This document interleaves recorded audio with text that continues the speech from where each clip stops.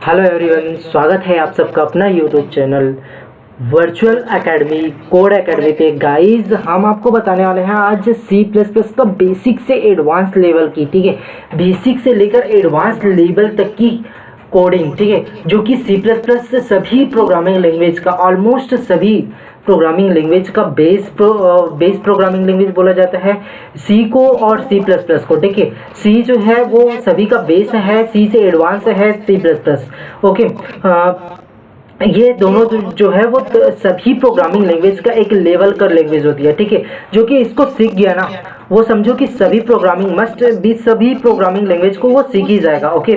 तो फिर हम क्या करेंगे कि आज सी के हिस्ट्री से लेकर सी के एडवांस लेवल तक हम आपको बताएंगे, ठीक है। तो अब आपको ले चलते हैं सी के हिस्ट्री। देखिए, सी लैंग्वेज को मैनली जो है डेवलप किया है बेल लेबोरेटरीज में, ठीक है, AT&T बेल लेबोरेटरीज में डेवलप किया गया है इसको।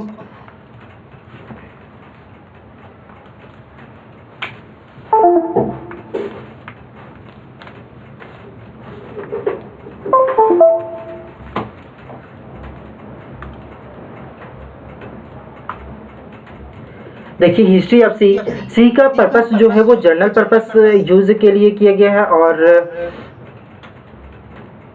जनरल पर्पस तथा ऑब्जेक्ट ओरिएंटेड प्रोग्रामिंग लैंग्वेज भी बोला जाता है इसको, ठीक है। सी को जो है सी प्लस प्लस को जो है जनरल पर्पस के लिए यूज किया जाता है, ऑब्जेक्ट ओरिएंटेड प्रोग्रामिंग लैंग्वेज बोला जाता है इसको, okay. It is developed in कितना 1979 को डेवलप किया था, और किसने किया था?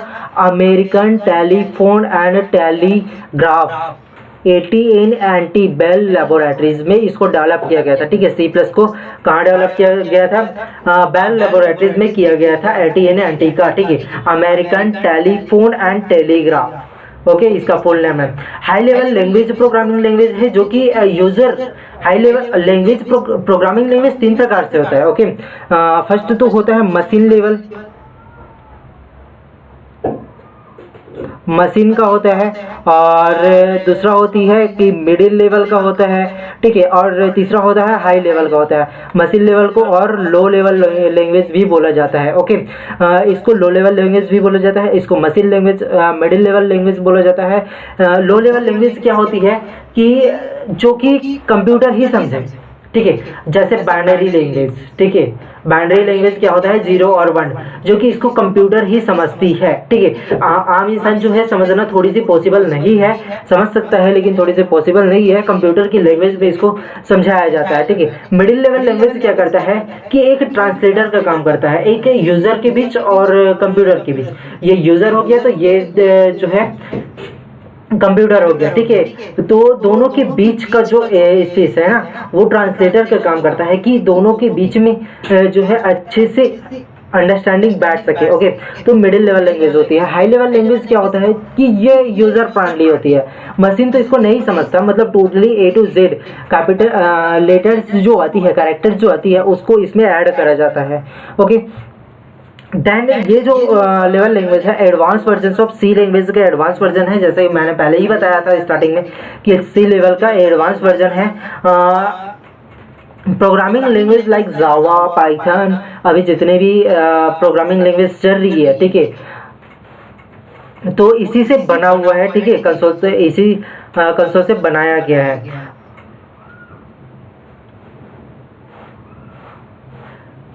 अब देखते हैं कि basic syntax of C language का बेसिक सिंटेक्स क्या रहेगा। देखिए, हैज इंक्लूड तो लगेगा ही, ओके, हैज इंक्लूड तो लगेगा ही। यूजिंग नेम स्पेस etc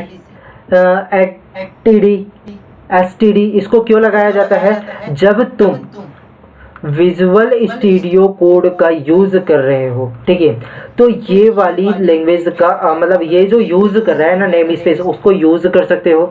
और यहाँ पर जो फंक्शन है, ठीक है, मेन फंक्शन है, उसको इंटीजर मैन के रूप में लिखा जाता है। ओके, ये करली ब्रैकेट तो ओपन होगी। और फिर ये आती है डिक्लेरेशन। किसका डिक्लेरेशन? वेरिएबल का, फंक्शंस का नहीं। अभी फंक्शंस नहीं आया है, ठीक है, वेरिएबल का डिक्लेरेशन हो रही है। अब यहाँ पर जो है मेंबर्स का जो है वो एक्सटेंशंस लगानी है कि भैया जो मैं जो प्रोग्राम बना रहा हूँ वो किसका होगा। ये एडिशंस का प्रोग्राम हो जाएगा, ठीक है। जैसे कि इसका आउटपुट क्या रहेगा, आउटपुट क्या रहेगा इसका, यहाँ पर बता देते हैं आपको। आउटपुट क्या रहेगा इसका कि ये जो है इंटीजर नंबर 1 दिया हुआ है, ठीक है, इंट नंबर 1 दिया हुआ है, उसमें से 24 लेगा। और सेकंड दिया हुआ है उसमें से 34 लेगा, ठीक है, 34 लेगा। और दोनों को, ये दोनों को प्लस कर कर, ठीक है, नंबर 1 नंबर 2 को प्लस कर कर रिजल्ट में इंटीजर रिजल्ट जो आएगा उसमें जो है वो रिजल्ट प्रिंट करा देगा। और प्रिंट किसको करेगा? प्रिंट किस में करता है? सी लैंग्वेज में। सी लैंग्वेज में किसके में प्रिंट करता है? प्रिंट ऐप का उपयोग करते हैं। लेकिन सी प्लस प्लस में हमेशा प्रिंट ऐप का उपयोग नहीं, इसमें नहीं करते हैं। सी आउट का उपयोग करते हैं किसी भी चीज़ को प्रिंट कराने के लिए। अच्छा, सी आउट का प्रिंट करते हैं किसके लिए? किसी भी चीज़ को प्रिंट कराने के लिए, ठीक है। तो किसी भी यूजर से इनपुट लेकर उसको प्रिंट कराना है तो सी इन का उपयोग करता है, ठीक है। इसको याद रखिएगा, किसी से इनपुट लेनी है, इनपुट लेनी है यूजर से, तो फिर क्या करूंगा मैं? सी इन लगा दूंगा यहाँ पर, ठीक है। वहीं यदि मैं ले लेता कि इसको सिंपल सा नंबर ही दे देता, ठीक है, इंटीजर नंबर दे दिया मैंने 24 को नहीं दूंगा मैं, यहाँ पर दूंगा इंटीजर नंबर 1 नंबर 2, ठीक है। फिर यहाँ पर दे देता मैं रिजल्ट जो है वो बाद में लिख देता, पहले तो इंटीजर करानी है, इंड करानी है। तो मैं क्या करता कि यहाँ पर, ठीक है, यहाँ पर आता सी आउट कराता। किसको सी आउट करा देता? Inter first number. और ऐसे लेस देन लगाकर, डबल लेस देन लगाकर यहाँ पर जो है वो नंबर का, इंटीजर नंबर को यहाँ पर लिखना होता है। ओके, फिर क्या करूँगा मैं? सी इन लगा दूंगा उसके बाद, जस्ट इसके बाद जो है वो सी इन लगा दूंगा। जिससे क्या होगा कि वो जो है वो इंटर लेगा, इनपुट लेगा नंबर को, ठीक है, फर्स्ट नंबर को इनपुट लेगा। और फिर सेकंड में भी वैसे ही पहले तो प्रिंट करा दूंगा कि वो जो है वो नंबर लिखेगा उसमें जो है प्रिंट हो जाए। और सेकंड चीज उसमें सी इन लगा दूंगा, क्योंकि वो जो है इंटर देगा, कोई भी नंबर रैंडम नंबर देगा ना, ठीक है, यूजर जो है रैंडम नंबर देकर प्लस कर सकती है। फिर ये वाली फॉर्मूला को लगाऊंगा, कौन सी फॉर्मूला को? Result is equal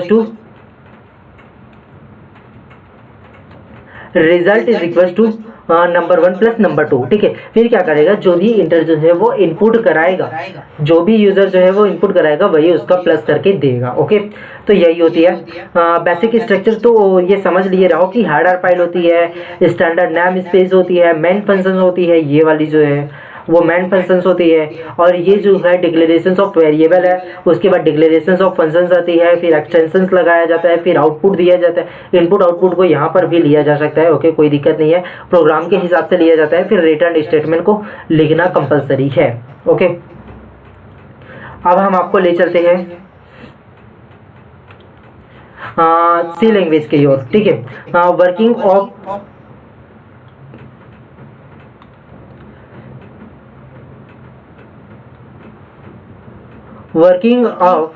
hello world program. अच्छा, ठीक है, मैं जो अभी प्रोग्राम कराया था वो तो एडिशंस का हो गया। अब फर्स्ट लैंग्वेज जो होती है, ठीक है, किसी भी लैंग्वेज का फर्स्ट चीज़ जो होती है वो हेलो वर्ल्ड का प्रिंट कराना होता है। लेकिन हेलो वर्ल्ड क्या करता है, एक टीचर क्या करता है कि हेलो वर्ल्ड प्रिंट करा कर दे देता है, प्रोग्राम बना के दे देता है, जो कि ईजिली है। मैं अभी बना देता हूँ प्रोग्राम, लेकिन क्या करोगे कि आप जो प्रोग्राम बनाओगे उसका डिक्लेयर भी करना जरूरी है। वही चीज़ हम आपको बताने वाले हैं। देख, हेलो वर्ल्ड प्रोग्राम कैसे बनेगा, मैं अभी ये डेफिनेशन दे देता हूँ, ठीक है। Sorry,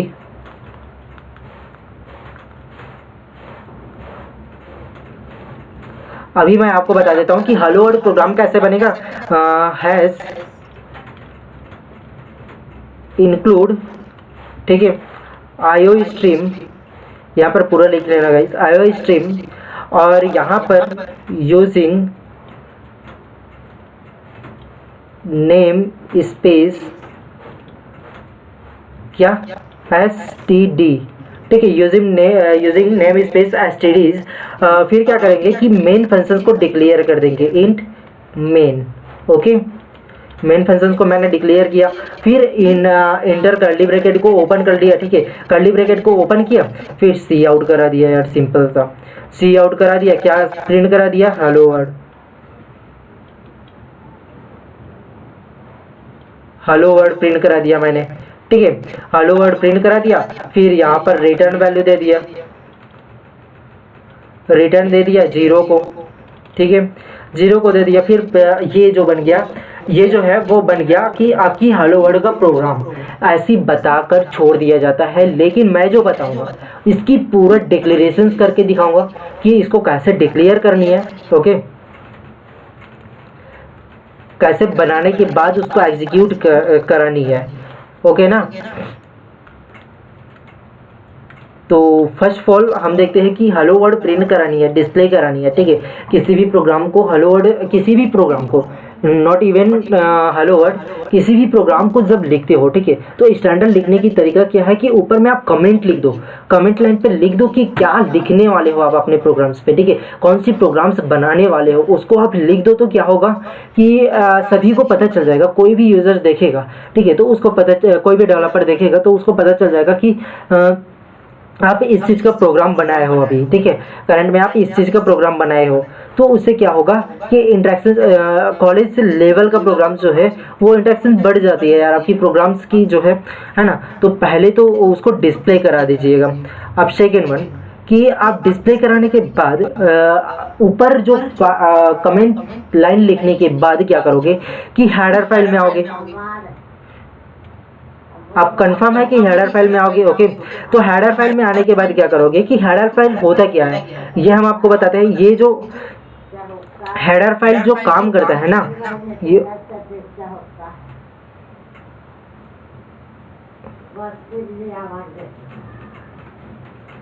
the header file contain two define the functions of the functions, ठीक है, किसी भी फंक्शंस को डिफाइन करता है कि आप कौन सी प्रोग्राम्स बनाना चाहते हो। जैसे सी का बनाते हो तो conio dot studio dot H लगाते हो। इसमें आईओ स्ट्रीम क्यों लगाया, क्योंकि आप सी प्लस प्लस की लाइब्रेरी को कॉल कर रहे हो, ठीक है। आईओ स्ट्रीम क्या होती है कि वो लाइब्रेरी फाइल होती है, ठीक है, लाइब्रेरी नेम होती है, तो उसको डिस्प्ले कराना होता है, ठीक है। तो आप लाइब्रेरी नेम कहाँ से निकाल रहे हो, आईओ स्ट्रीम डॉट एच से निकाल रहे हो, ठीक है। तो आप आईओ स्ट्रीम डॉट एच लगाना कंपलसरी है, ठीक है। हैज इंक्लूड तो लगाओगे ही लगाओगे हेडर फाइल को, ठीक है। उसके साथ इनपुट आउटपुट, आईओ स्ट्रीम का फुल नेम क्या होता है, इनपुट आउटपुट स्ट्रिंग लाइब्रेरी, ठीक है, streams library H dot header file, ठीक है। आप कौन सी लोकेशन से उठा रहे हो, है ना, यही होती है हेडर फाइल। ओके, इसका सिंटैक्स देख लेते हैं कि सिंटैक्स क्या कहता है कि हैज इंक्लूड, उसके बाद जो है लाइब्रेरी नेम, जैसे कि मैंने बताया था अभी आईओ स्ट्रीम डॉट एच, ठीक है। C language, C plus plus language में आईओ स्ट्रीम का यूज़ करते हैं, और बार बार बता रहा हूँ कि सी लैंग्वेज में कौन स्टूडियो डॉट एच का यूज़ करा जाता है। ओके,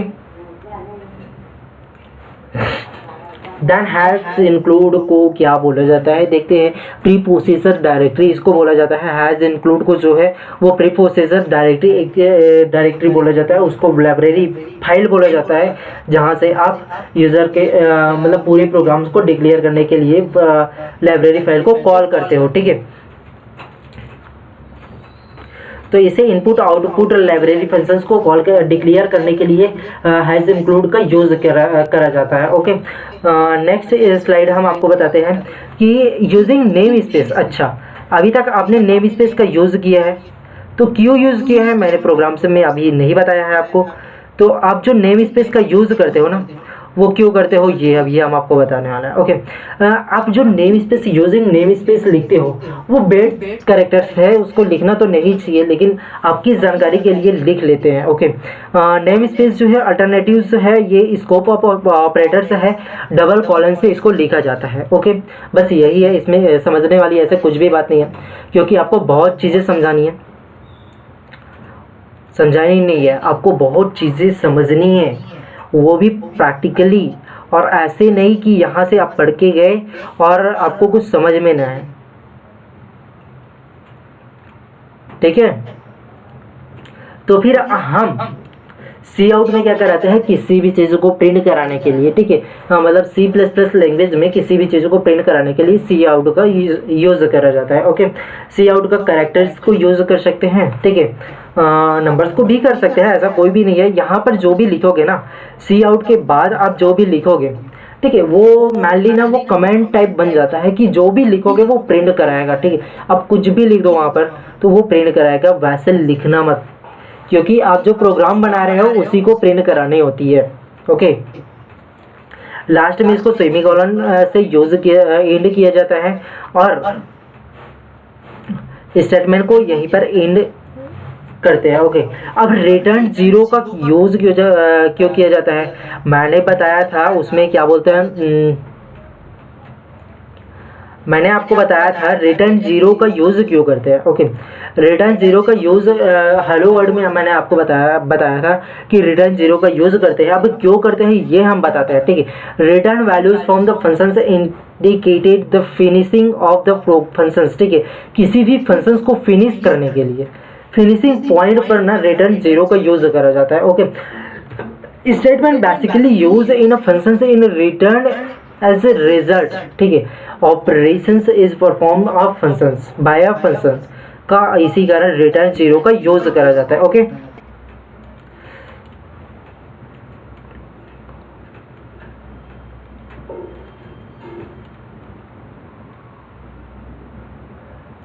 अब भैया आ गया, कौन आ गया, ये वाली भैया, इंडिकेशन क्यों लगाया जाता है, इंडिकेटर, ठीक है। इंडिकेट करना किसी भी चीज़ को, इंडिकेट नाम से ही स्पष्ट है यार कि इंडिकेट करना। सी आउट और रिटर्न के बारे में इसमें बताया गया। C statement has been indicated to move and other right slides, ठीक है।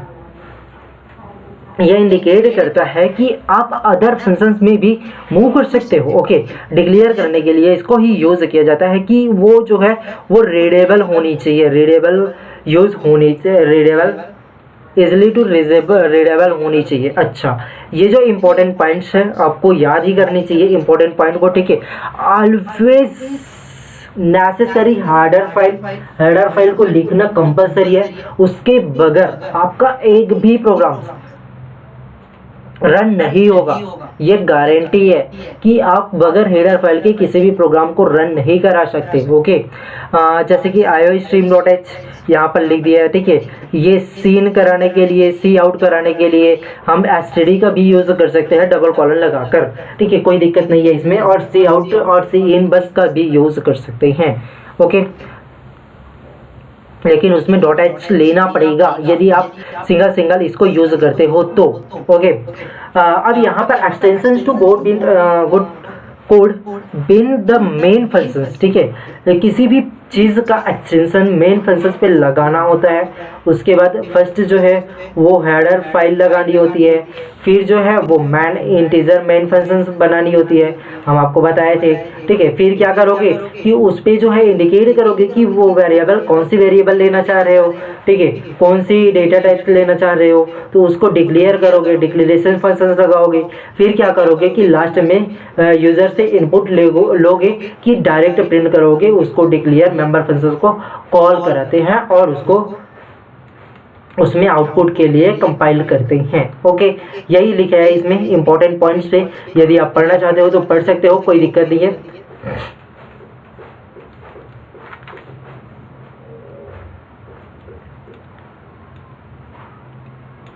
ओके, तो हम पढ़ाते हैं आपको अब object oriented programming in C plus plus. इसको क्यों बोला जाता है, ये देखिए।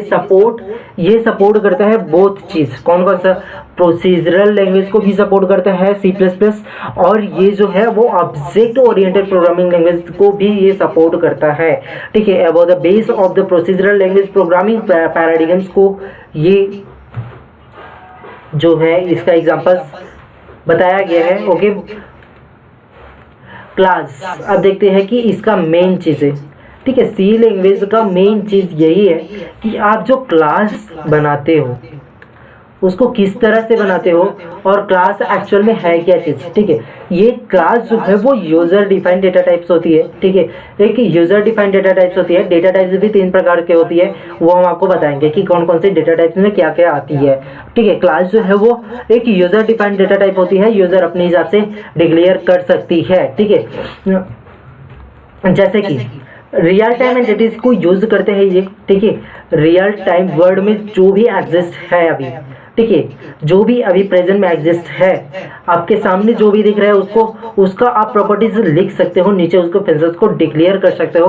क्लास में जो है उसकी प्रॉपर्टीज सॉरी उसका मेन चीज़ें लिखनी होती है। जैसे कि कार का ले लेते हैं, ठीक है, कार का ले लेते हैं, तो कार में क्या होगा कि कार के नीचे में क्या बोलोगे कि उसका इंटीजर कितनी पहिए होनी चाहिए, कितने कैरेक्टर्स की होनी चाहिए, कौन सी कलर का होना चाहिए, कौन से कितने ब्रेक्स है, ब्रेक वगैरह वो जो है ऑब्जेक्ट में आ जाएगी, ओके। क्लास में यही डिक्लेयर करने के लिए क्लास का यूज़ किया जाता है, ओके।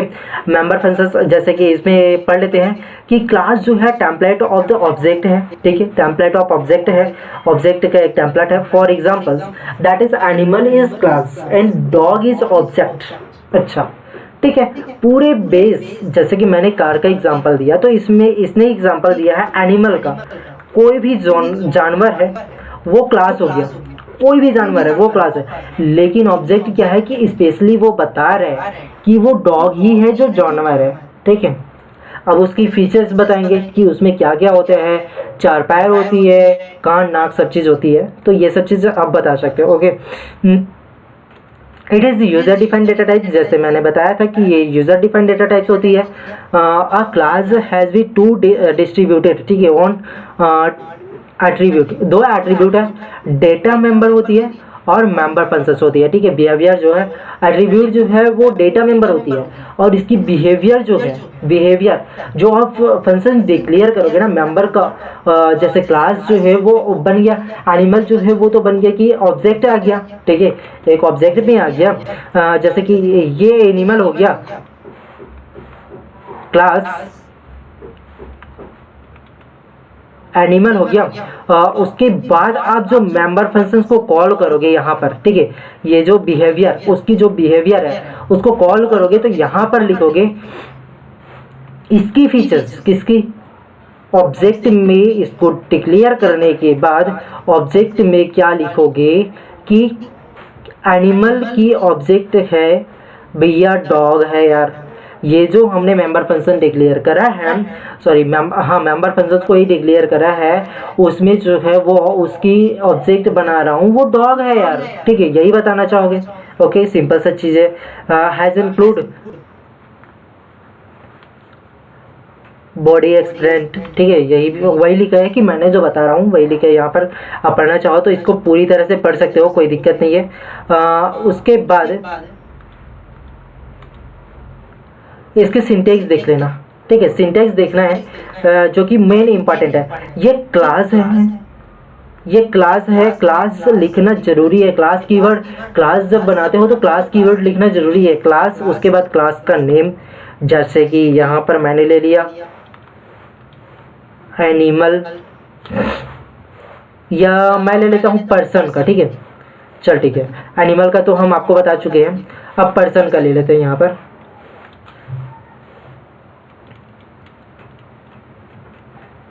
पर्सन का ले लेते हैं, ठीक है, पर्सन किसी भी पर्सन का ले लेते हैं। और बॉडी ऑफ क्लास क्या होगा, क्लास जो है यहाँ पर क्लास की बॉडी को डिक्लेयर करेंगे, देन यहाँ पर ऑब्जेक्ट बनाएंगे उसकी, ठीक है, यही होती है क्लास। अब हम चलते हैं कि data member and member functions, जैसे कि मैंने उसमें बताया कि एट्रीब्यूट क्या है, डेटा मेंबर है, हाँ, और जो है वो बिहेवियर क्या है, मेंबर फंक्शंस है। अच्छी बात है, तो भैया ये डेटा मेंबर और मेंबर फंक्शंस है क्या चीज़, यही चीज़ हम आपको बता रहे हैं, ओके।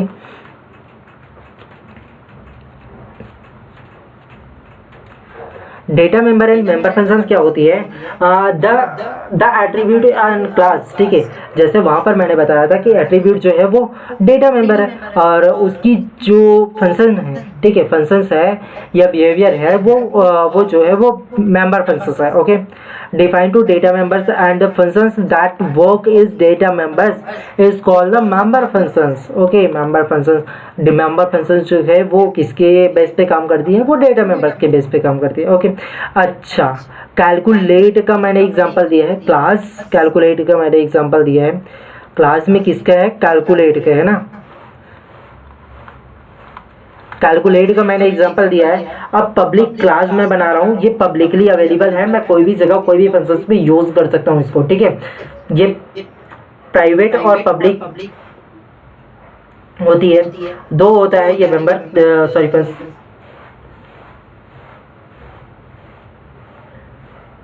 प्राइवेट एंड पब्लिक दो क्लास होती है।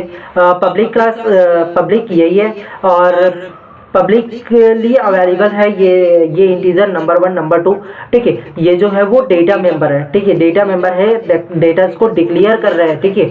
ये डेटा मेंबर का क्या है, एट्रीब्यूट भी बोला जाता है इसको, ठीक है, एट्रीब्यूट भी बोल सकते हैं। और मेंबर फंक्शंस क्या होगा कि उसको डिक्लेयर करेंगे यार कि क्या उस प्रोग्राम्स में क्या ऑपरेशंस होने वाली है, यही डिक्लेयर करने के लिए मेंबर फंक्शंस का यूज किया जाता है, ठीक है। मेंबर फंक्शंस जो है वो इंट क्या है, एडिशंस है, ठीक है, दोनों को ऐड कर देगा, यही उसका बिहेवियर है। और मेंबर फंक्शंस भी यही है, ठीक है, दोनों को ऐड करेगा, वही तो उसका बिहेवियर है यार, कि वो दोनों को प्लस करेगा, फिर वो जो है वो रिजल्ट का एग्जीक्यूट करेगा 1 और 2, ठीक है। फिर सी आउट क्यों यूज किया जाता है, किसी भी चीज को प्रिंट कराने के लिए। और इसका यूज क्यों किया जाता है यार, किसी भी चीज को प्रिंट कराएगा, लेकिन किस चीज को प्रिंट कराएगा, वही चीज लास्ट में N1 करके लिखना जरूरी होता है, ठीक है। उसके बाद ऑब्जेक्ट पढ़ेंगे तो ऑब्जेक्ट वाली भी बताएंगे आपको, ठीक है। ये तो सिंपल सा प्रोग्राम हो गया।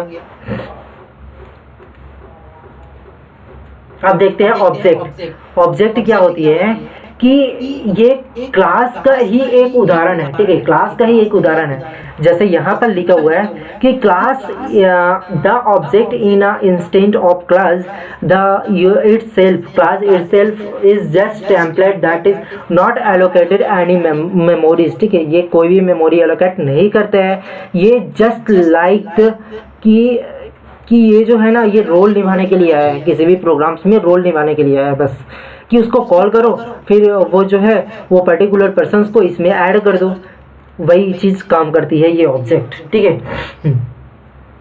डिक्लेयर टू से similar, declare variable to C++ variable को डिक्लेयर करने के लिए इसमें, सिमिलर वेरिएबल को डिक्लेयर करने के लिए इसमें यूज किया जाता है। ओके, इसको क्या चीज से यूज किया जाता है, डॉट ऑपरेशन से यूज किया जाता है। ओके, डॉट ऑपरेशंस लगाकर ऑब्जेक्ट का यूज किया जाता है। यहाँ पर क्लास नेम, जो भी क्लास नेम दिया रहोगे, जैसे कि मैंने वहाँ पर क्लास नेम क्या दिया था, क्लास नेम क्या दिया था, एनिमल, एनिमल दिया था ना, तो एनिमल को यहाँ पर लिखोगे और ऑब्जेक्ट आप कुछ भी लिख सकते हो, कोई दिक्कत नहीं है। जैसे उसमें दिया था डॉग, ठीक है, डॉग का ही, अच्छा डॉट और दिया क्या, डॉग, सॉरी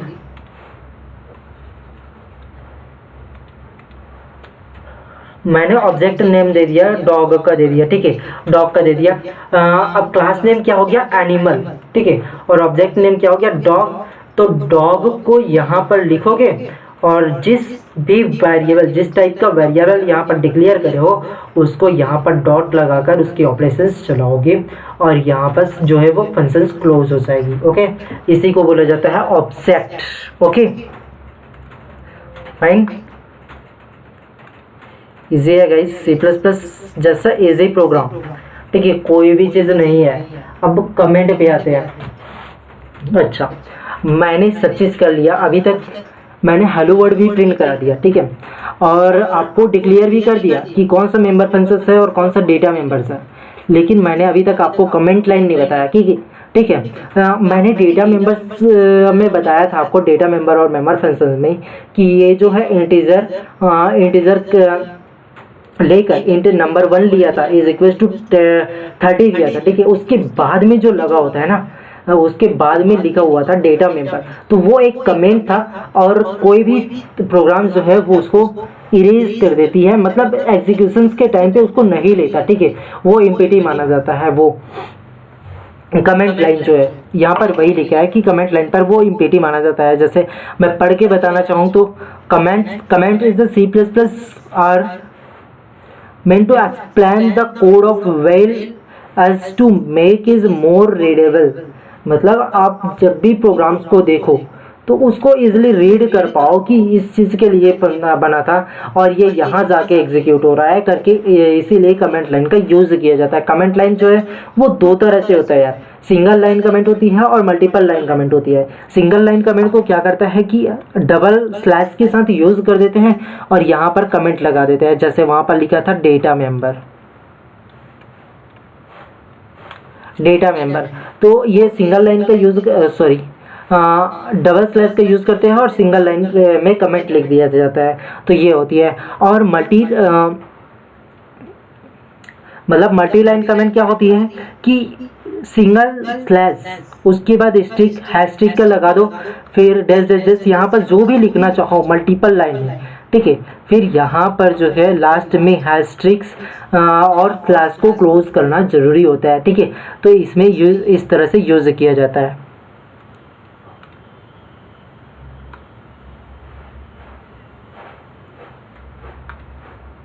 ये देखिए यहाँ पर लिखा भी है, स्पष्ट लिखा भी है कि वो सिंगल लाइन कमेंट्स और मल्टी लाइन कमेंट्स क्या होती है। Single line comment nothing but single line declarations, ठीक है, इसको ऐसे भी बोल सकते हैं। Multi line comments multiple line में डिक्लेयर कर सकते हैं उसको कि वो कौन सी डेटाज है, कौन सी प्रोग्राम है, कौन सी चीज़ के लिए हम उस प्रोग्राम को बना रहे हैं, तो ऐसे बहुत सारी चीज़ें इसमें लिख सकते हैं, ठीक है, इसलिए मल्टी लाइन का यूज़ किया जाता है। ओके गाइस, तो आज के लिए बस इतना ही रखते हैं आपके लिए, और कल आपको बताएंगे कि ओप्स क्या है। हमने स्लाइड्स तैयार कर लिए हैं, कल आपको बताएंगे कि व्हाट इज़ द ओप्स, ठीक है, ओप्स का यूज़ क्यों करते हैं, और ओप्स की प्रोग्राम्स के साथ आपको बताया जाएगा कि ओप्स का यूज़ क्यों करते हैं, ओप्स क्या है और इसका क्या क्या यूज़ है, कौन कौन सी प्रोग्राम्स इसमें बनाया जा सकता है, ठीक है। थैंक यू एवरीवन, फिर मिलेंगे हम आपको नेक्स्ट डे।